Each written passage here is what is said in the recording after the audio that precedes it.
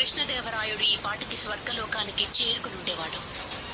కానీ ఆ రోజు కూడా నువ్వు ఇంకా తాతాచార్య చేసిన మూర్ఖత్వం వల్ల ఆ పాయసం భూమి మీద పడిపోయింది. అలా కృష్ణదేవరాయుడు తప్పించుకున్నాడు. నీ కృష్ణదేవరాయుడు చాలా అదృష్టవంతుడు. అందుకే ఇప్పటి వరకు నేను చేసిన ప్రతి దాడి నుంచి తప్పించుకున్నాడు. కానీ ఇక తప్పించుకోడు.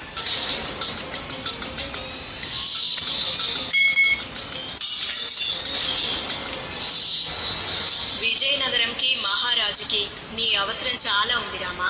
మహారాజు కృష్ణదేవరాయల వారికి చాలా పెద్ద ప్రమాదం రాబోతుంది.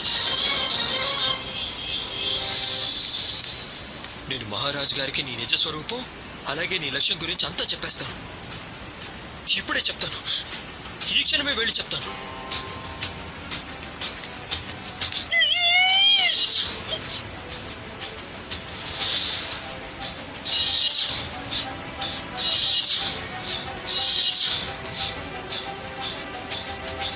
ఎందుకు ఆగిపోయారు? మహారాజ్ దగ్గరికి వెళ్ళండి. నిన్ను చూస్తుంటే నీకు నీ కుటుంబంలోని వారి ప్రాణాల గురించి కొంచెం కూడా దిగులు లేదనిపిస్తోంది. ఆగు ఆగు, తనకి హాని చేయాలనే ప్రయత్నం అసలు చేయొద్దు.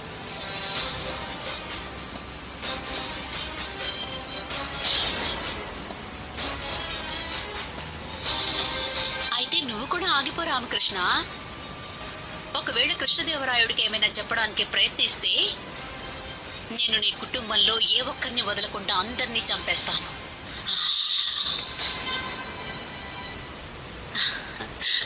ఆ తర్వాత నా దారికి ఎవరు అడ్డుగా రావాలని చూసినా నేను వాళ్ళని కూడా చంపి పారేస్తాను.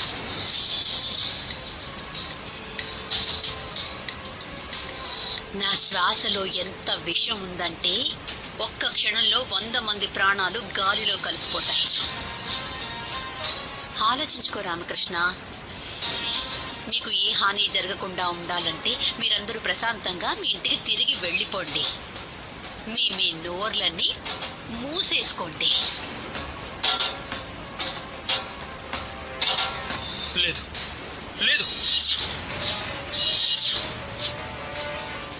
నువ్వు కనుక కృష్ణదేవరాయుడికి ఏ క్షణంలోనైనా హెచ్చరించడానికి ప్రయత్నించావో అది నాకు తెలిసిపోతుంది. అప్పుడు నాకు ఎవరు కనిపిస్తే వాళ్ళని చంపుతూ పోతాను. మహారాణి చిన్నాదేవి, మహారాణి తిరుమలాంబ, ఇక వాళ్ళిద్దరి తర్వాత నీ కుటుంబం మొత్తం చచ్చిపోతారు. ఒకవేళ నువ్వు నా గురించి ఎవరికైనా సమాచారం అందించావో అప్పుడు నేను విజయనగరం మొత్తాన్ని అంతం చేస్తాను. కావాలంటే నా శక్తి చూడు.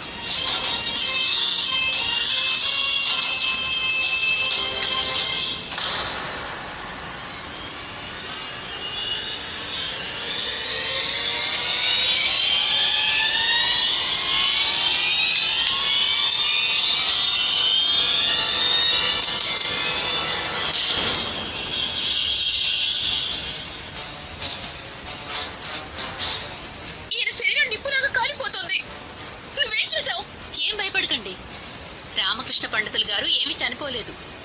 వారు కేవలం మూర్ఛపోయారంతే. ఇది కేవలం నా విషయం యొక్క సువాసన ప్రభావం అంతే. ఆలోచించండి, నేను ఇంకా ఏమేం చేయగలను?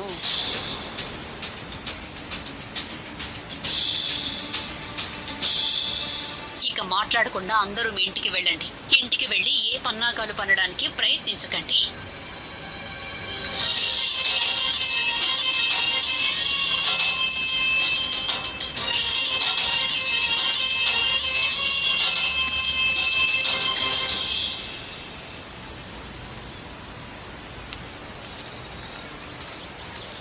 రామకృష్ణ పండితుని చూసి రావడం మంచిది. అతని ఆదేశాన్ని పాటించాడా లేదా?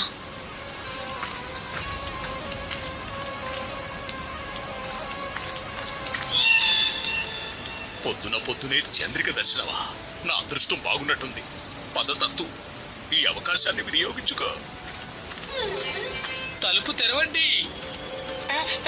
మని మని మని మని అక్కడ చూడు, నిప్పు తొక్కిన కోతిలాగా ఇలా పరిగెడుతున్నారు. పద, ఈయన తప్పు చేస్తుండగా పట్టుకుందాం. పొద్దునే చంద్రిక వెంట పడుతున్నాడు. చాలా బాగా చెప్పావు. వీరి ఆనందాన్ని చెడగొడదాం.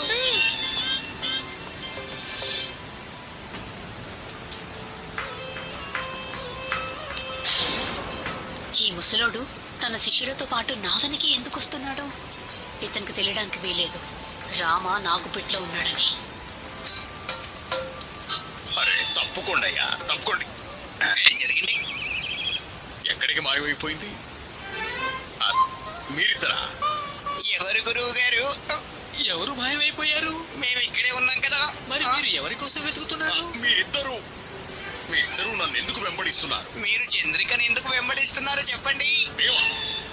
లేదు, మేమెవరిని వెంబడించడం లేదు. గురుదేవా, మీరు అబద్ధం చెప్తున్నారు. మీరు నన్నే వెంబడిస్తున్నారు. అక్షర సత్యం. వెంబడిస్తున్నారా లేదా? అవునా?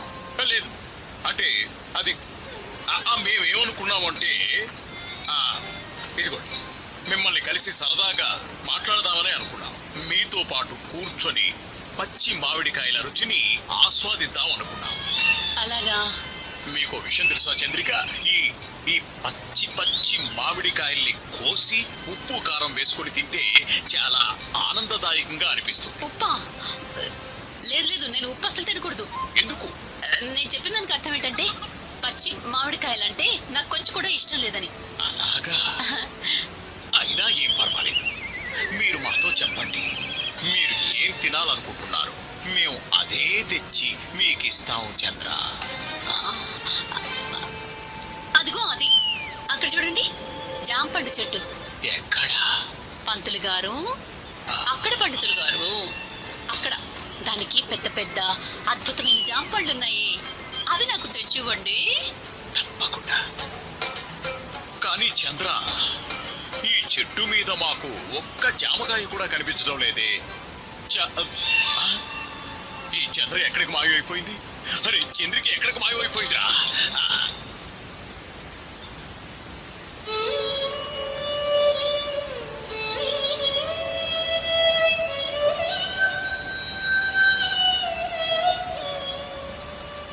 శారదా, నేను లడ్డూలు చేశాను కదా, వాటిని ఆ అమ్మవారికి నైవేద్యం పెట్టిరా.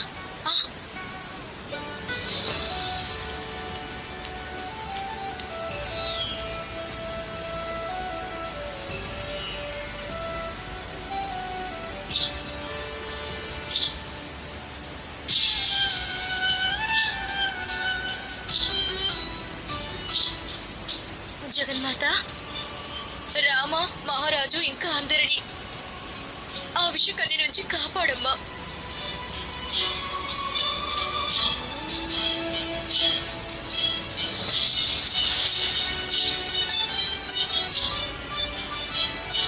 మీ ఆరోగ్యం బాగుండాలని నేను అమ్మవారికి ఈ లడ్డూలు నైవేద్యంగా పెట్టాను.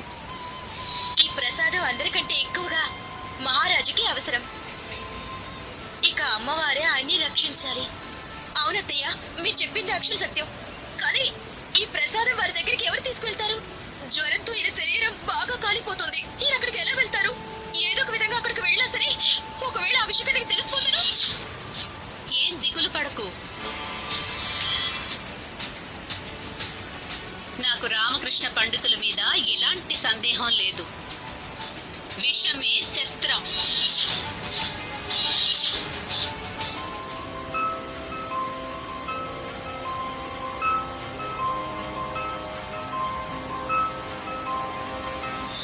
కృష్ణదేవరాయుడికి మరణం నా విషం వల్లే సంభవిస్తుంది.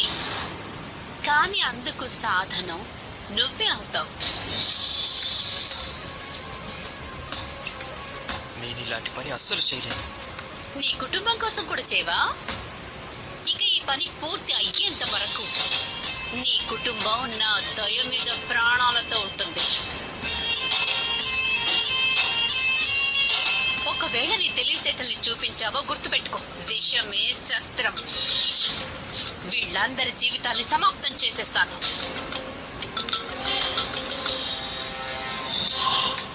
ఇక అందరూ నాతో పదండి. సభలో ఈరోజు కొన్ని చర్చలు జరుగుతాయి.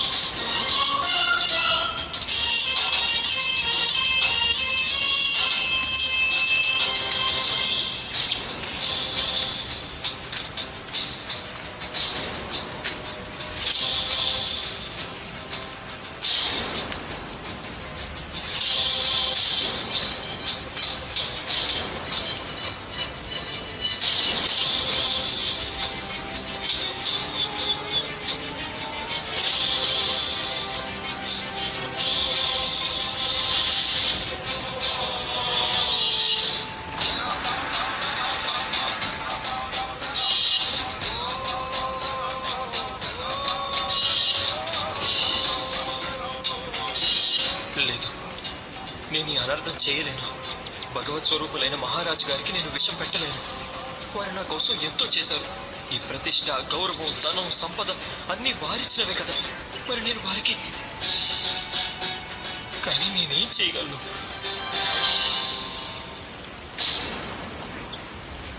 ఎక్కువగా ఆలోచించాల్సిన అవసరం లేదు రామకృష్ణ పండితులు గారు. లేకపోతే విషమే శస్త్రం.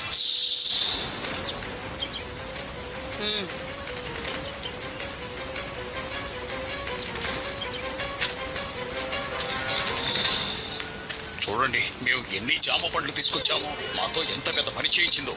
కానీ చంద్రకళ మాత్రం హఠాత్తుగా ఎక్కడికో మాయమైపోయింది. మేము ముందే చెప్పాం కదా గురుగారు, మరి ఎంత కష్టపడకండి అని. అరే గురువు గారు ఏం కష్టపడ్డారు? కష్టపడినంత మనమే కదా. జామకాయలు కోసి కోసి మనకి అవును గురుగారు, అది మాకు అరే, ఇచ్చేయండి. ఇవ్వండి. గురుగారు, ప్రణామాలు ఆచార్య. ప్రణామాలు. ఆచార్య, ఆ మూటలో ఏమున్నాయి? మీకోసమైతే కాదు,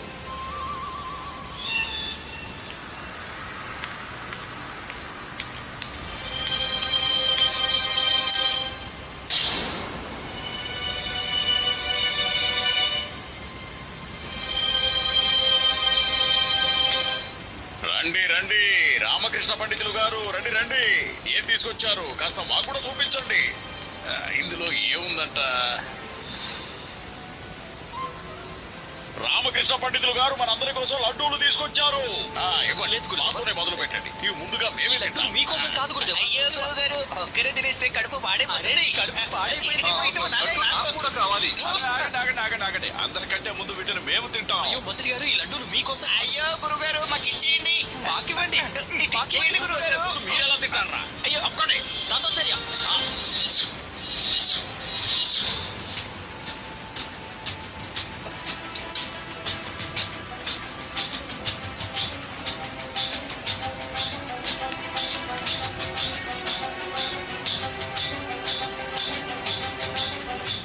ఏమైంది గురుగారు, ఏమైంది?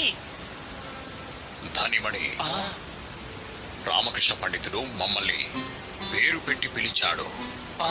తాతాచార్య. అతనికి ఎంత ధైర్యరా? మమ్మల్ని పేరు పెట్టి పిలుస్తాడా? హ? అవును, అతను నన్ను పేరు పెట్టి పిలిచాడు. నేను నిన్ను ఊరికే వదిలిపెట్టను రామకృష్ణ. ఏమైంది రామకృష్ణ పండితులు గారు? మీరు ఎందుకంత కోపంగా ఉన్నారు? అది కూడా ఒక లడ్డు గురించి. ఏమీ లేదు మంత్రి గారు. మహారాజు శ్రీకృష్ణదేవరాయలు ఇచ్చేస్తున్నారు.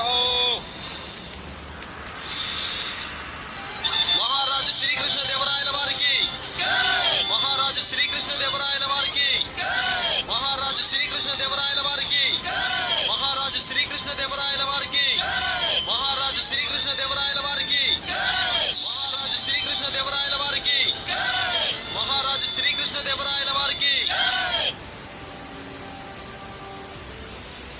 రామకృష్ణ పండితులు గారు,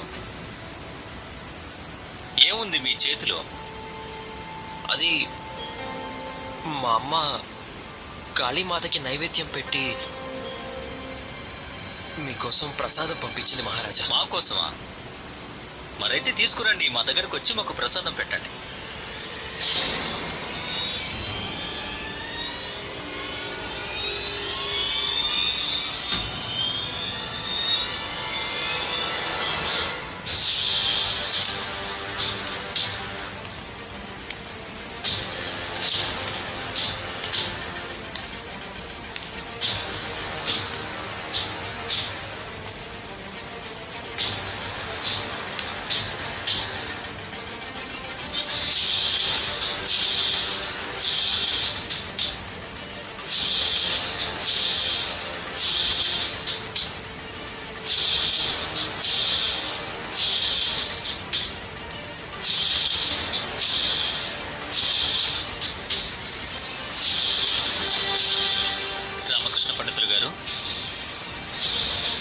చేతులు ఎందుకు అలా వణుకుతున్నాయి? ఏమీ లేదు మహారాజా, మీరు ప్రసాదం తీసుకోండి.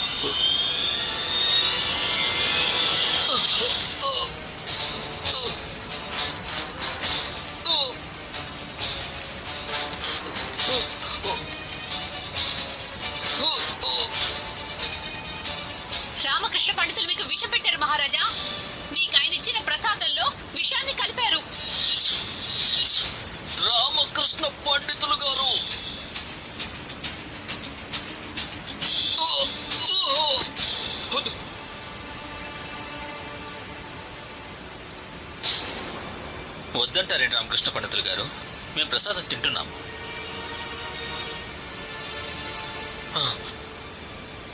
ఏమీ లేదు మహారాజా, మీరు ప్రసాదం ఆరగించండి.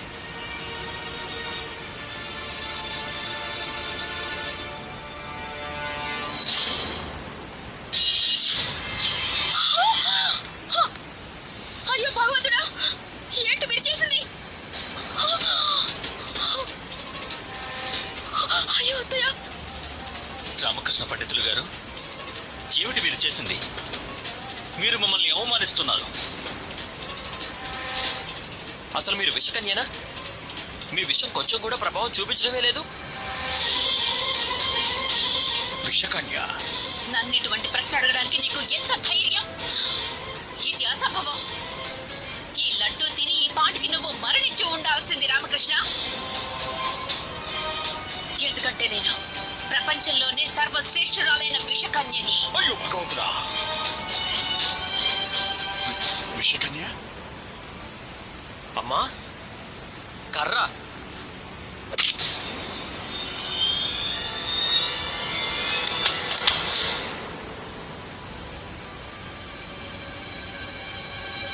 రామకృష్ణ పండితులు గారు, అసలు ఇక్కడ ఏం జరుగుతుందో మాకెవరైనా చెప్తారా? ఎవరి ఈ అమ్మాయి? ఏమిటి తను చెప్తున్నది? మహారాజా, ఈ చంద్రిక లేక తన పేరు ఏదైనా సరే, నిజానికి తను ఒక విషకన్య. మీ శత్రువులు మిమ్మల్ని హత్య చేయడానికి తనని విజయనగరానికి పంపించారు.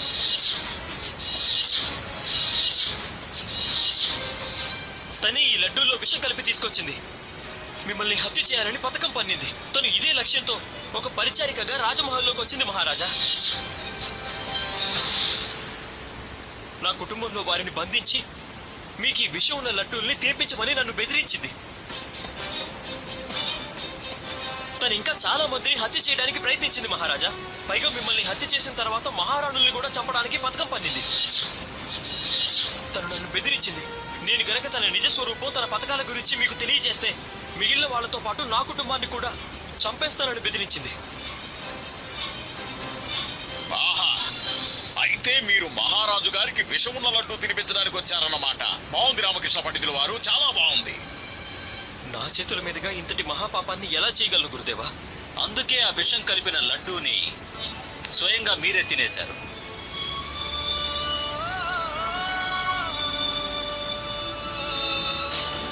కొత్వాల్, సైనికులారా, చంద్రికని వెంటనే బంధించండి. ఆగండి, జాగ్రత్తగా ఉండండి. ఏ ప్రయోజనం ఉండదు. తను మిమ్మల్ని కూడా చంపేస్తుంది. గుర్తుపెట్టుకోండి, తన ఒక విషకన్య. తన ఊపిరి కూడా విషపూరితమే. అన్నిటికంటే ముందుగా మీరు తన నోరు మూసేయండి. తర్వాత తన రెండు చేతుల్ని వెనక వైపు కట్టేయండి. త్వరగా కానివ్వండి. తను స్పృహలోకి రావడానికి ముందే ఈ పని పూర్తయిపోవాలి. త్వరగా కానివ్వండి.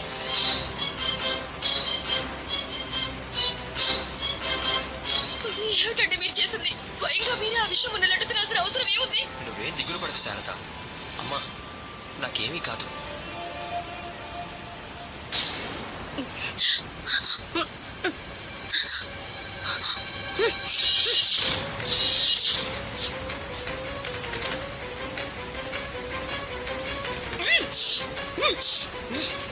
ఏమిటి ఆశ్చర్యంగా ఉందా చంద్రిక? నువ్వు పన్నిన పథకం ప్రకారం ఇక్కడ ఏమీ జరగలేదు చంద్రిక. ఎందుకంటే నువ్వు నాకు ఇంట్లో ఇచ్చినప్పుడు నేను ఆ ఔషధాన్ని వేసుకోనేలేదు. నేనప్పుడు కేవలం ఆరోగ్యంగా ఉన్నట్టు నటించానంతే. ఆ ఔషధం నేను ఎప్పుడు వేసుకున్నానో తెలుసా? మహారాజు నుంచి ఆ లడ్డూని లాక్కున్నప్పుడు.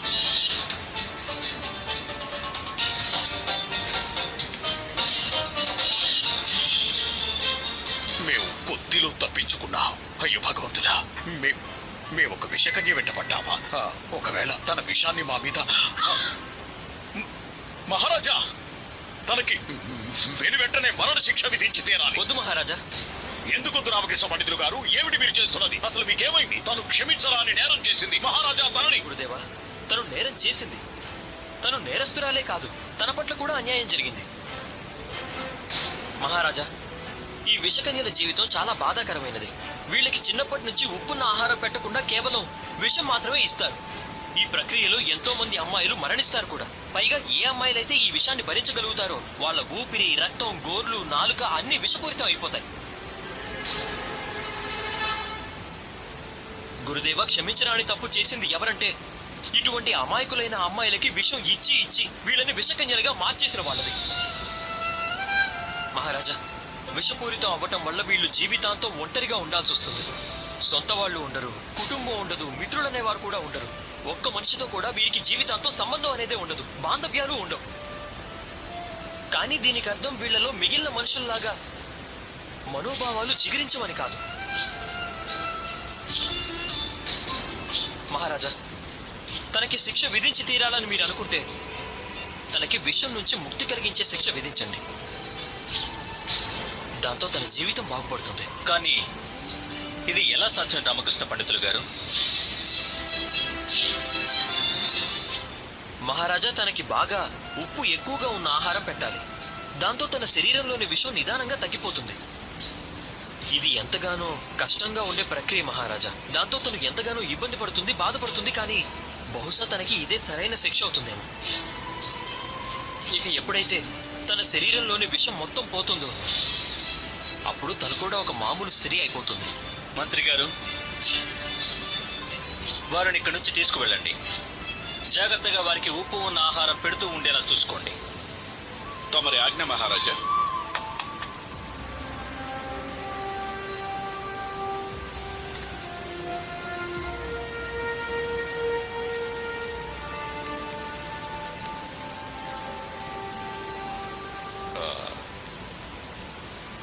రామకృష్ణ పండితుల వారు, ఇప్పుడు మాకు అర్థమైంది మీరు మా మీద తాతాచార్యాన్ని ఎందుకు కోప్పడ్డారు.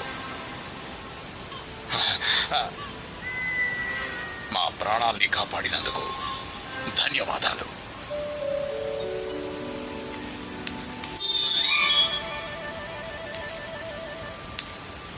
మహారాజా, మేము మీకు ఏ విధంగా కృతజ్ఞతలు చెప్పాలో మాకు అర్థం కావట్లేదు. మీరు మీ ప్రాణాల గురించి ఆలోచించుకోకుండా మళ్ళీ ఒకసారి మా ప్రాణాలను కాపాడారు. మీ ప్రాణం కంటే విలువైనది ఇంకేదీ లేదు మహారాజా. నాకే కాదు, మొత్తం విజయనగర సామ్రాజ్యానికి కూడా. మీరు చాలా గొప్పవారు. అలాగే మీకున్న దేశభక్తి కూడా చాలా గొప్పది. విజయనగర రాజ్యంలో మీ వంటి మహాపురుషులు ఉన్నంతకాలం విజయనగరానికి ఎటువంటి వికట పరిస్థితి వచ్చే అవకాశమే లేదు రామకృష్ణ పండితులు గారు. మహారాజా, పురస్కారం కూడా ఇవ్వండి. తప్పకుండా తప్పకుండా రామకృష్ణ పండితులు గారు, ఈరోజు మీకు పురస్కారం అందజేసి తీరాల్సిందే.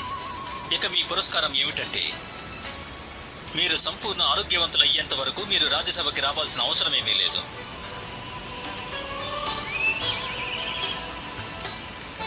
ఇక ఈరోజు విజయనగర రాజ్య సామ్రాట్ కృష్ణదేవరాయలే స్వయంగా మిమ్మల్ని మీ నివాసం వరకు దిగబెట్టడానికి వస్తారు.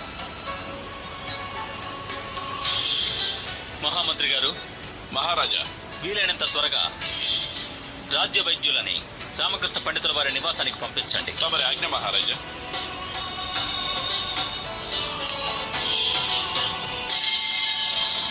పదండి రామకృష్ణ పండితులు గారు.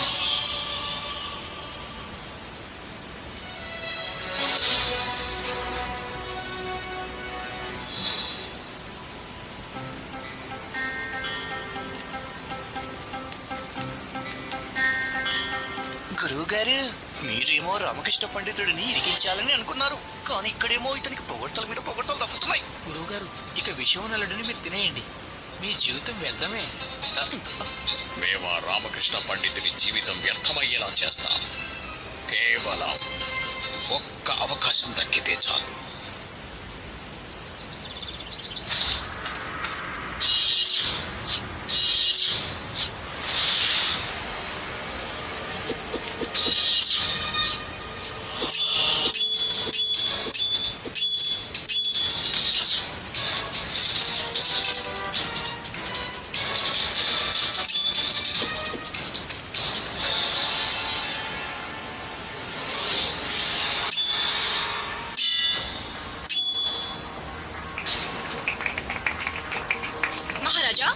మేము మిమ్మల్ని సవాల్ చేస్తున్నాం. మీరు మాతో పోటీ పడండి.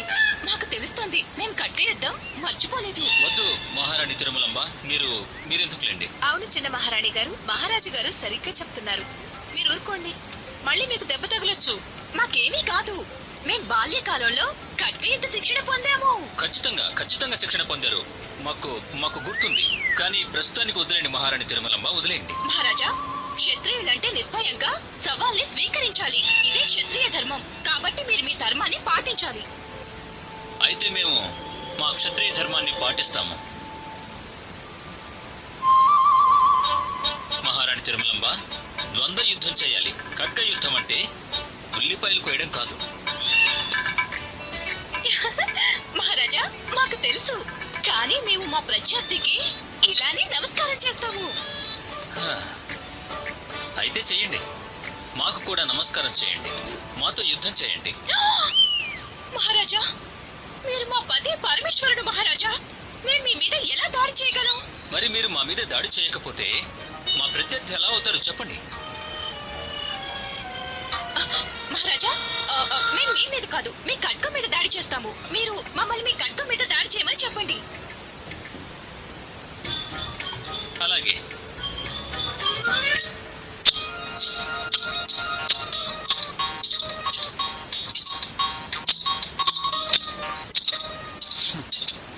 ఇక్కడ ఖడ్గ యుద్ధ పోటీ జరుగుతోందా? మీరు ఒకచోటే దాడి చేస్తున్నారు మహారాణి తిరుమలంబ. మహారాజా, మీరు కూడా ఖడ్గాన్ని ఒకే చోట ఉంచారు కదా, మరి మేమేం చేయాలి? అలాగా, ఇప్పుడు ఇక్కడ పట్టుకుంటాం.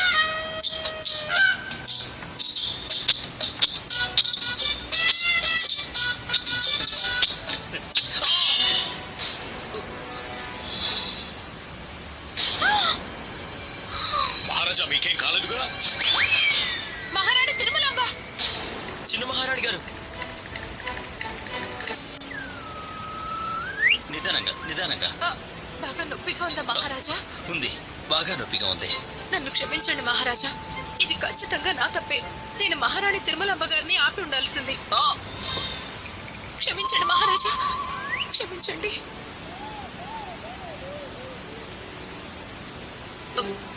నేను ఎక్కడున్నాను? మీరు రాజమహల్లో ఉన్నారు. కొంచెంసేపు విశ్రాంతి తీసుకోండి.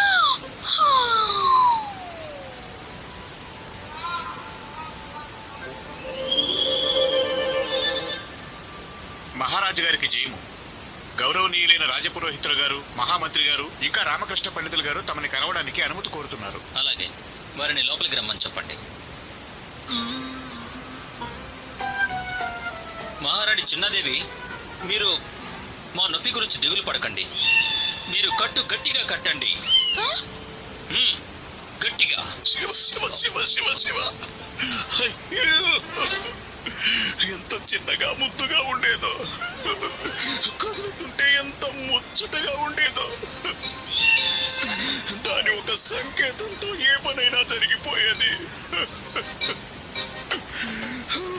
ఈరోజు దానికి కట్టాల్సి వచ్చింది. శాంతించండి గురుగారు, శాంతించండి. శాంతంగా ఎలా ఉండాలి, ధైర్యంగా ఎలా ఉండాలి? నా మనసుకి చాలా బాధగా ఉంది. భగవంతుడా, ఏంటి మీరు ఇలా చేశారు? వేలు దిగేలా చేయాలంటే మా వేలు కోసి ఉండాల్సింది. మహారాజు గారి వేలు ఎందుకు దిగేలా చేశారు? కాస్త నాటకాలు తగ్గించండి. రక్తపోటు పెరిగితే మీ హృదయ స్పందన ఆగిపోవచ్చు. మహారాజా, మీకు మా సానుభూతి. మీ గాయం త్వరగా నయం అవ్వాలని కోరుకుంటున్నాము. ధన్యవాదాలు మంత్రి గారు. రామకృష్ణ పండితులు గారు, మహారాజా, మీరేమీ చెప్పాలనుకోవట్లేదా?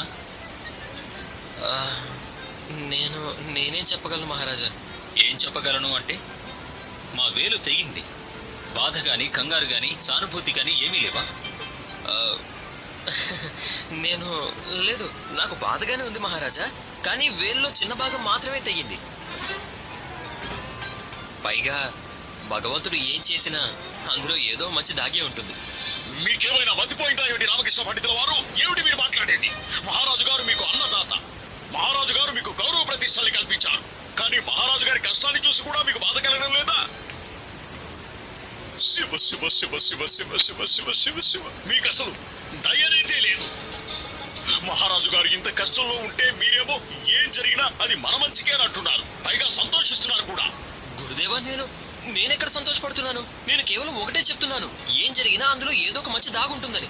మహారాజు గారి ఈ కష్టం వెనుక భగవంతుడికి వేరే ఉద్దేశం ఉండుంటుంది. దాంతో వారికి మంచి జరుగుతుందేమో. రామకృష్ణ పండితులు గారు, మా వేలు తెగింది, ఇందులో మంచి ఉంటుంది. ఒకవేళ మంచి దాగి ఉంటే అది మీరు మంచిని నిరూపించండి రామకృష్ణ పండితుల వారు. నిరూపించండి. మహారాజా రామకృష్ణ పండితుల వారు మాట్లాడిన మాటలకి మాకు కూడా చాలా బాధగా ఉంది. మిమ్మల్ని అవమానించడం అంటే మమ్మల్ని అవమానించినట్టే మహారాజా. మమ్మల్ని మాత్రమే కాదు, మొత్తం విజయనగరాన్ని అవమానించినట్టు. 3 రోజుల్లో మీరు నిరూపించండి. భగవంతుడు ఏం చేసినా అందులో ఏదో మంచి దాగి ఉంటుందని. లేకపోతే మేము మీరే గురుదేవా. మీరు రామకృష్ణ పండితులు గారు, ఈ మాట మీరు పొరపాటునని ఉంటే మేము అర్థం చేసుకునేవాళ్ళం. కానీ మీరు ఈ మాటని బాగా ఆలోచించి మరీ అన్నారు. కాబట్టి ఇప్పుడు మీరు ఈ మాటని నిరూపించండి. భగవంతుడు ఏం చేసినా సరే అందులో మంచి దాగి ఉంటుంది అని. ఇందుకు మీ దగ్గర కేవలం 3 రోజులు మాత్రమే ఉన్నాయి. లేకపోతే మేము మీ వేలు నరికించేస్తాము. చాలా మంచిది. మంచి నిర్ణయం తీసుకున్నారు మహారాజా. కానీ మహారాజా, రామకృష్ణ పండితులు గారు, కేవలం 3 రోజులు మాత్రమే.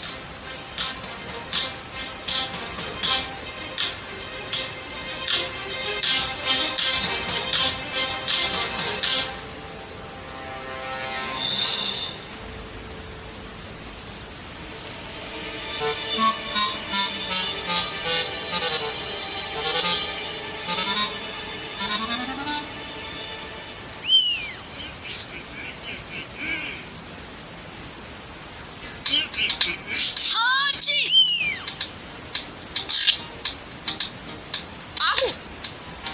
ఏదైనా పని మీద వెళ్తున్నప్పుడు ఎవరైనా తుమ్మితే అది అంత మంచిది కాదు.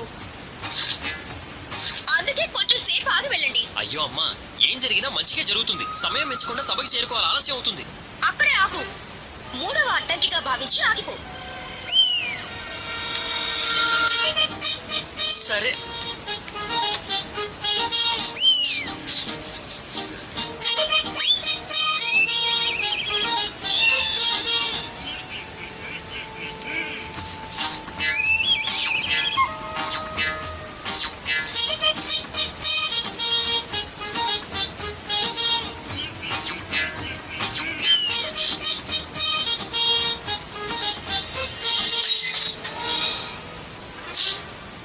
ఆగిపో.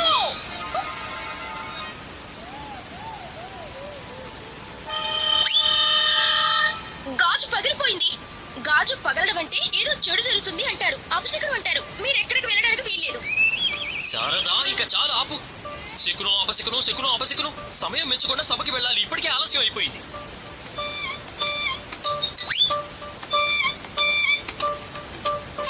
అయ్యో ఆగండి. అయ్యో, మళ్ళీ ఏమైంది? మ్యావ్, మ్యావ్. నల్లపిల్లి. నల్లపిల్లి ఎదురు రావడం అంటే చాలా పెద్ద అపశకునం. వెళ్ళే పని కూడా అవదు. నువ్వు సభకి వెళ్ళకు. అపశకునం మీద అపశకునం ఎదురవుతూనే ఉంటుంది. అయిపోయిందా అమ్మా? ఇప్పుడు నేను చెప్తున్నా విను. ఇక చాలా ఆపండి. అది నల్ల పిల్లి కాదు, నల్ల మేక పిల్ల అంతే.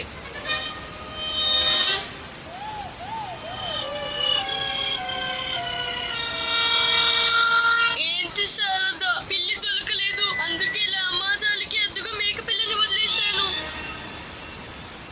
ఇదా సంగతి.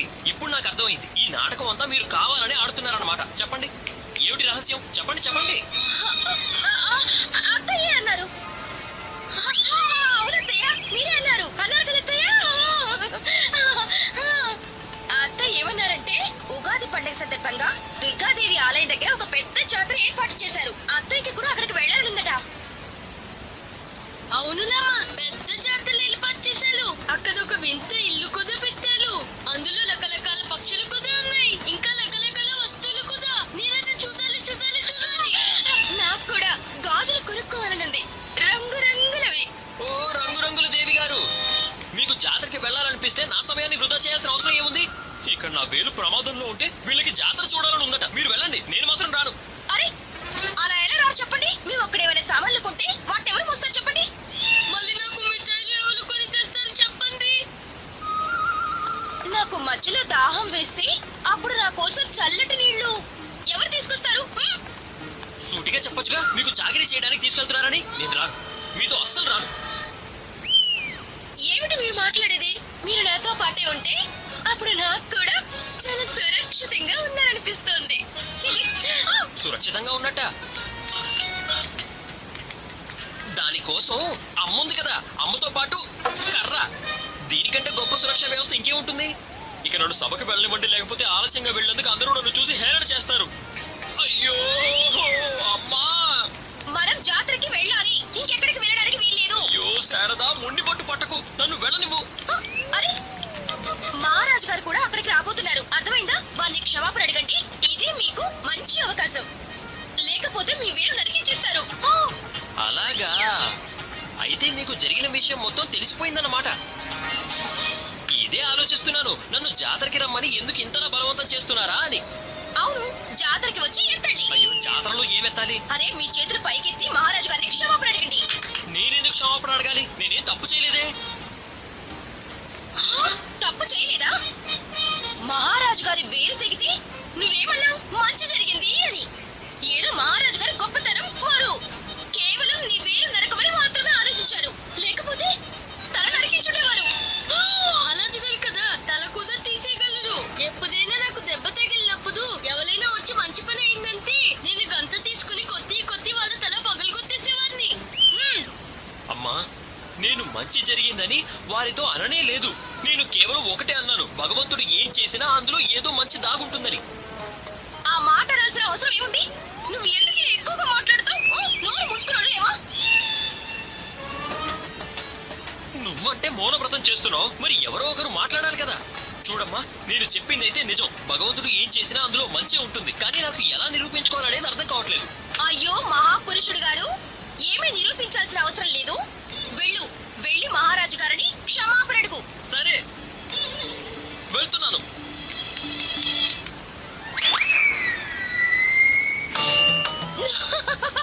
భగవంతుడు ఏం చేసినా అందులో ఏదో మంచి దాగి ఉంటుంది.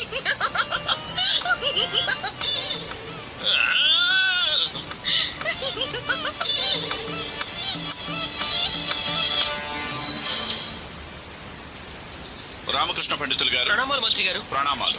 రామకృష్ణ పండితులు గారు, మహారాజు గారు జాతర చూడడానికి బయలుదేరుతున్నారు.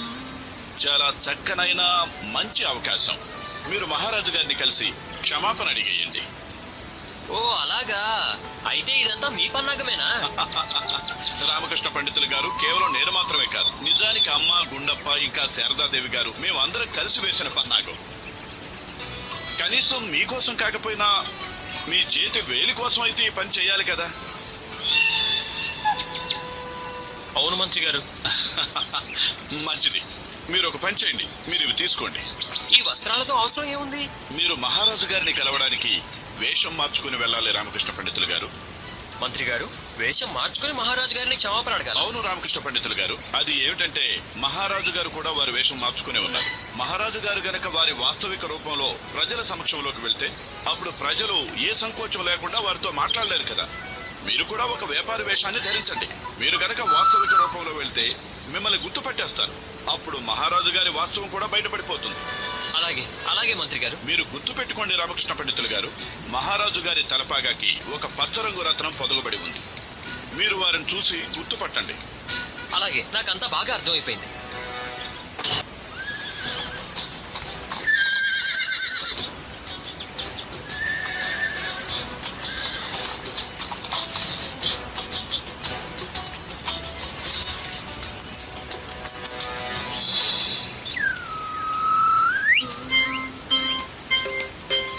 గురుదేవా, చూస్తుంటే ఈ మహిళలు మిమ్మల్ని కలవడానికి వస్తున్నట్టు అనిపిస్తుంది. లేదు మహారాజా, మేము మహారాజా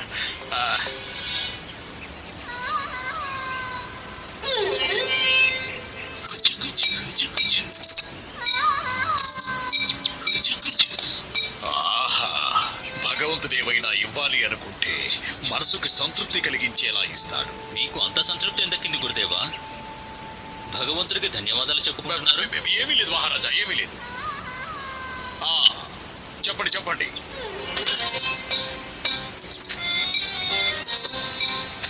చెప్పండి. మేము ఇక్కడికి వచ్చింది సేవ చేయడానికి. చెప్పండి, మేము ఏ విధంగా సేవ చేయగలము?